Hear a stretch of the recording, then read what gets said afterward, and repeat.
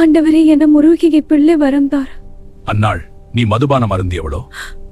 அன்னாள் மன உருகி ஜெபித்தபோது ஏலி அவளை மதுபானம் அருந்தியவள் என்று தவறாக எண்ணினர். அன்னாள் ஜெபித்ததை உணர்ந்த ஏலி பின்னர் ஆசீர்வதித்தார். ஆண்டவரே, என் துக்கத்தின் எல்லை நீர் அறிவீர். அம்மா, உன் ஜெபத்தை கர்த்தர் கேட்டிருக்கிறார். அன்னாள் தன் பால் மறந்த சாமுவேலை கர்த்தரின் சேவைக்கு கொடுத்தார். தனது வாக்கை நிறைவேற்றினாள். குழந்தை ஆசீர்வதித்து வைக்கேன். ஏலி குழந்தையை ஆசீர்வதி. சாமுவேல் சிறுவயதிலே ஆலயத்தில் ஆசாரியர் ஏலியின் கீழ் தேவனை சேவை செய்யத் தொடங்கினான். சாமுவேல், இதோ இருக்கிறேன், நான் அழைக்கவில்லை, திரும்பி. சாமுவேல், இதோ இருக்கிறேன், நான் அழைக்க. ஒரு இரவு கடவுள் சாமுவேலை அழைக்கிறார். Samuel, Samuel. சாமுவேல் தூங்கும்போது அதை ஏலி அழைக்கிறார் என்று நினைக்கிறார். ஏலி சாமுவேலுக்கு கூறினார், சொல், கர்த்தாவே, நான் கேட்கிறேன் என்று சொல்லு.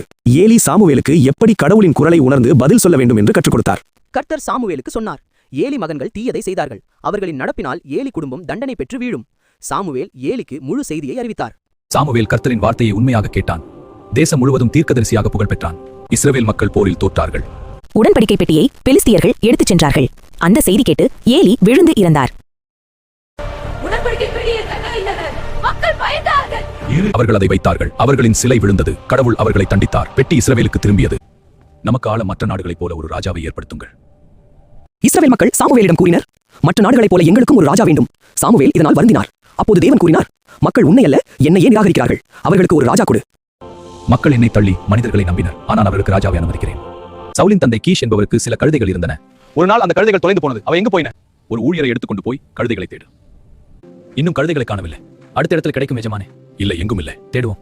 இந்த நகரத்தில் தேவனுடைய மனிதர் ஒருவர் இருக்கிறார். அவர் சொல்லும் எல்லாம் நடக்கும். ஒரு நாள் சவுல் தன் தந்தையின் கழுதைகளை தேடி சாமுவேலை சந்திக்க வந்தார். அந்த தேவனுடைய மனிதர் சாமுவேல். அந்த நாளுக்கு முன்பே தேவன் சாமுவேலிடம் கூறினார், நாளை ஒரு மனிதனை உன்னிடம் அனுப்புவேன். அவரை என் மக்களின் ராஜாவாக அபிஷேகம் செய். சவுல் நகரத்திற்குள் வந்தார். அவர் சாமுவேலை பார்த்து கேட்டார், தீர்க்கதரிசியின் வீடு எங்கே? சாமுவேல் பதில் சொன்னார், நான் தான் அந்த தீர்க்கதரிசி. சாமுவேல் சவுலை தனியாக அழைத்தார். அவரது தலையில் எண்ணெய் ஊற்றினார். அவர் கூறினார், கர்த்தர் உன்னை தனது மக்களின் தலைவராக அபிஷேகம் செய்தார். சவுல் கழுதைகளை தேடி போனார். ஆனால் தேவன் அவரை ராஜாவாக தேர்ந்தெடுத்தார். சவுல் இஸ்ரவேலின் முதல் ராஜாவாக அறிவிக்கப்பட்டார். சாமுவேலை காத்திருக்காமல் சவுல் தானே பலி செலுத்தினார். சாமுவேல் வர காத்திருக்க வேண்டும். ஆனால் நான் காத்திருக்க முடியாது. அவசரம் வீழ்ச்சியாக பலி நானே செலுத்துவேன். தேவன் அனைத்தையும் அழிக்கச் சொன்னார். ஆனால் சவுல் சிறந்தவற்றை காப்பாற்றினார்.